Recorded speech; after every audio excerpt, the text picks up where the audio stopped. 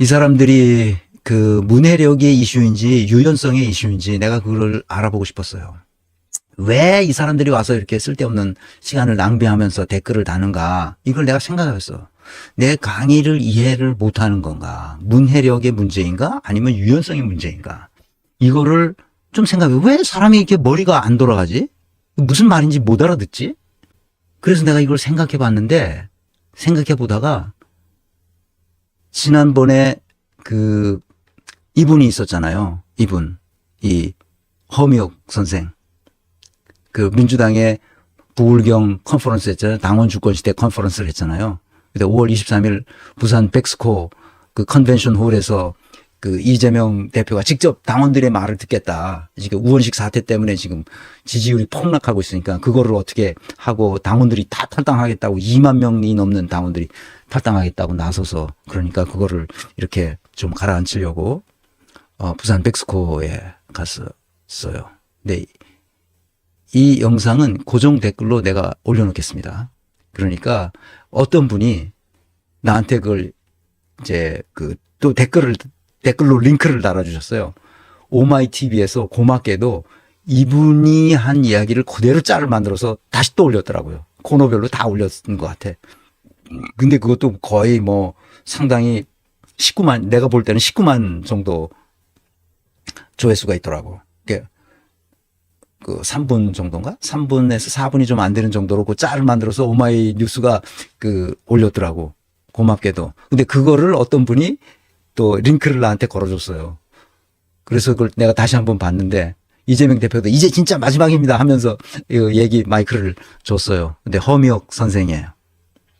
허미옥 선생은 안동의 빨간 지역에서 교장을 했던 그 남편이었는데 남편이 은퇴한 후에 민주당 권리당원을 만들었다는 거잖아요. 그런데 이 최동석 인사조직연구소에 이걸 꾸준히 들으면서 공부해가지고 자기가 남편을 설득할 수 있게 됐다는 거지. 남편한테도 그동안 잘 보이고 잘해서 어떻게든지 이 민주당으로 오도록 만들게 하려고 그 노력을 했다는 얘기도 그래서 제가 건강한 민주주의 네트워크를 하는 이유는 사실상 어떻게 보면 이런 허미옥 선생 같은 연세가 있으신 분인데 허미옥 선생 같은 인재를 발굴해서 이분들에게 표창장을 주고 표창을 해서 감사의 표창을 주는 거지. 디지털 디지털 증표를 드리고 그래서 이 엄혹한 시대에 건강한 민주주의를 위해서 일한 분들에게 내가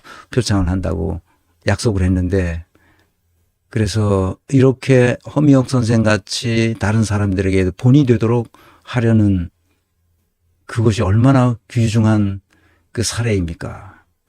그래서 우리 건민 내에 있는 분들이 이렇게까지는 못하더라도 조금 더 배우고 조금 더 생각하고 조금 더 실천할 수 있는 그런 삶을 살면 제가 진짜 표창장을 드리겠다 이렇게 약속을 여러분들에게 했는데 그래서 제가 부탁이 있어요. 이 강의를 허미옥 선생님이 들으시겠죠. 그러면 제 설명란에 제 개인 이메일이 있습니다. 거기 제 개인 이메일 주소가 있으니까 그 이메일 주소로 연락처와 우편 주소를 알려주세요. 그러면 제가 선물을 보내드리겠습니다.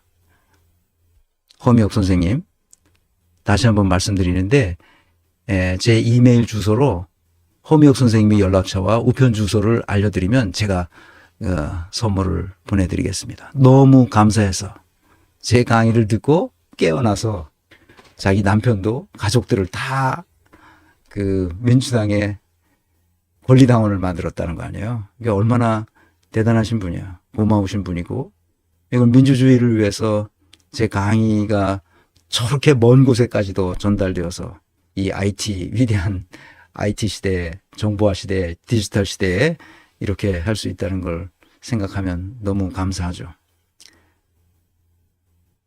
꼭 저에게 연락 주시기 바랍니다. 그래서 오늘 건민내에 들어가 계신 분들은 이런 학문적 소양을 갖추면서 자기 인생을 어떻게 살아가야 되는지를 공부할 수 있도록 우리가 실천할 수 있도록 그렇게 했으면 좋겠습니다. 이분은 문해력이 아주 뛰어나신 분이죠. 그 학문적 소양이 있으신 분이에요. 내 강의가 쉽지 않은데 그것을 끝까지 인내하면서 듣고 머릿속에서 정리한 거야, 이게. 우리나라가 어떻게 돼야 된다. 그 보통 문해력이 뛰어난 분이 아니죠. 근데 아까 댓글 쓰신 분하고는 완전히 다른 차원이죠. 전혀 정반대 차원으로 나가신 분이죠. 그래서 내가 문해력이, 우리 한국인들의 문해력이 어느 수준인지를 찾아봤어요. 예전에 제가 강의할 때도 한번 참고 했던 것 같은데, 이게 어른이 될수록 젊은 나이에는 문해력이 글로벌하게 비슷한데, 나이 들수록 문해력이 현격히 다른 나라보다 더 떨어진다는 그런 그래프를 보고 제가 한번 그걸 이용한 적이 있는데, 진짜 그런가? 근데 그 출처를 제가 몰라서 아무리 찾아도 그게 어디 출처인지 모르겠어요. 그래서 모르겠다. 원 데이터를 보자. 그래 OECD 들어가서 그 리터러시 프로피션시를 찾았어요. 그랬더니 GDP와 그 문해력, 리터러시라고 그러죠. 문해력의 관계를 이렇게 각 나라별로 정리해 놨어요. 제가 이게 보여드리겠습니다. 그 레이저 포인트로. 그러니까 여기가 보시면 여기가 한국이죠. 여기가 한국이고 요 옆으로 문해력이 다 비슷한 나라들이 옆으로 이렇게 쭉 있습니다. 문해력이 비슷한 나라들이 독일, 오스트리아, 덴마크 그런 거 다 비슷하고요. 그다음에 우리보다 떨어지는 나라가 영국이 떨어지고 프랑스 떨어지고 스페인이 떨어지고 이탈리아 보다도 이탈리아가 우리보다 훨씬 떨어집니다. 그러니까 우리가 문해력이 높은 나라예요. 이게. 이쪽이 이제 그 GDP고 이쪽이 문해력의 수준인데, 그러니까 여기 있잖아요, 여기.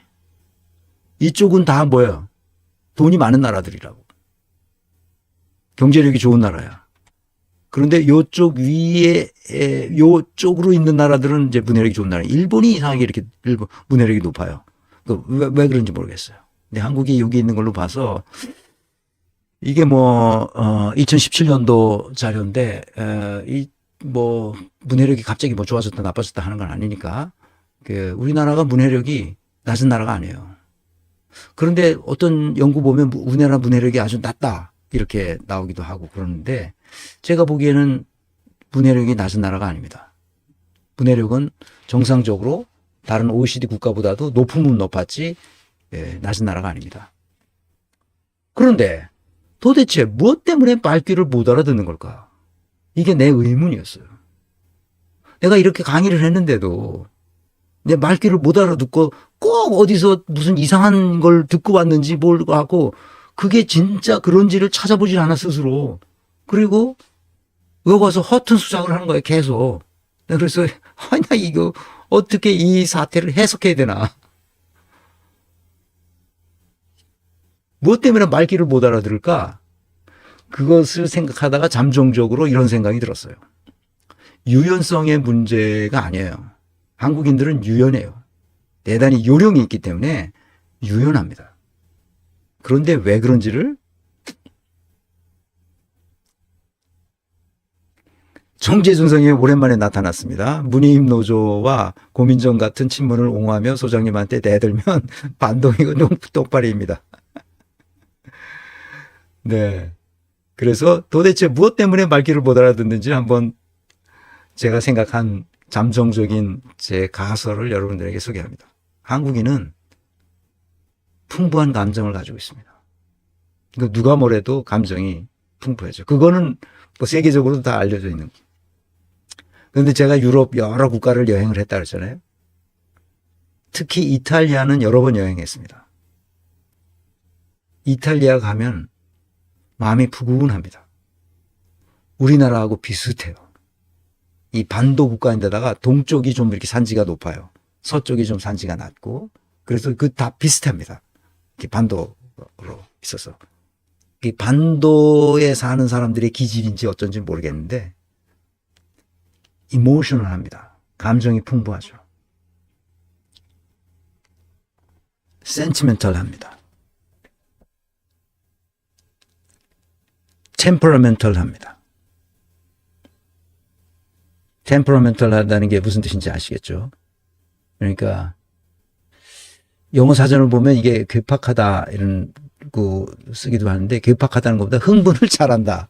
그런 겁니다. 그래서 마피아가 만들어지기도 합니다. 마피아가 만들어질 만한 나라죠. 이거는 순전히 제 개인적인 인상입니다. 뭐 객관적으로 증명된 건 없는데 대개 다 비슷하게 생각하는 것 같습니다. 그 이탈리아 사람을 만나서 뭘 이렇게 하면 자기네 스스로 자기네가 템퍼러멘털하다고 그러기도 합니다. 그러니까 주관과 객관을 일치시키지 못하는 특성이 있다는 그런 뜻이에요. 그런데 이탈리아 사람과 우리 한국 사람은 비슷한 데가 이렇게 많은데도 한 가지 결정적으로 다른 점이 있습니다. 유럽 사람들이 대부분 그렇듯이 느려요. 한국인은 무지하게 빠릅니다. 빨라요. 그러니까 느리고 빠른 것의 차이가 좀 있을까 싶을 정도, 그런 정도고 나머지는 다 비슷합니다. 주관과 객관을 일치시키지 못하는 특징이 있죠. 감정적으로 세상을 봅니다. 이탈리아 사람들도 대부분 그래요. 아주 태양이 많으니까요. 오솔레미오 다 그런 거예요. 태양의 나라. 한국도 비슷하죠. 그러니까 자신과 관련이 없는 사안에 대해서는 매우 문해력이 높아요. 그런데 자신과 관련이 있으면 주관과 객관을 일치시키려는 이성의 힘이 잘 발휘되지 않아요. 그래서 이상한 방식으로 다른 이유를 대면서 자기와 관련된 어떤 것이 자기가 그렇게 생각해서 감정적으로 그것이 옳다고 감정이 옳다고 생각하는 거. 그런 방식으로 다른 이유를 대면서 계속 그것에 집착하고 있습니다. 그것에 집착해. 그거 떠나질 않아.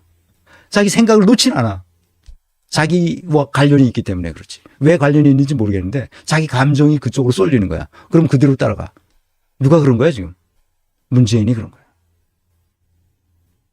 잘못된 게 보이는데도 자기 감정에 끌려가지고 그 잘못을 잘못이라고 생각을 못해.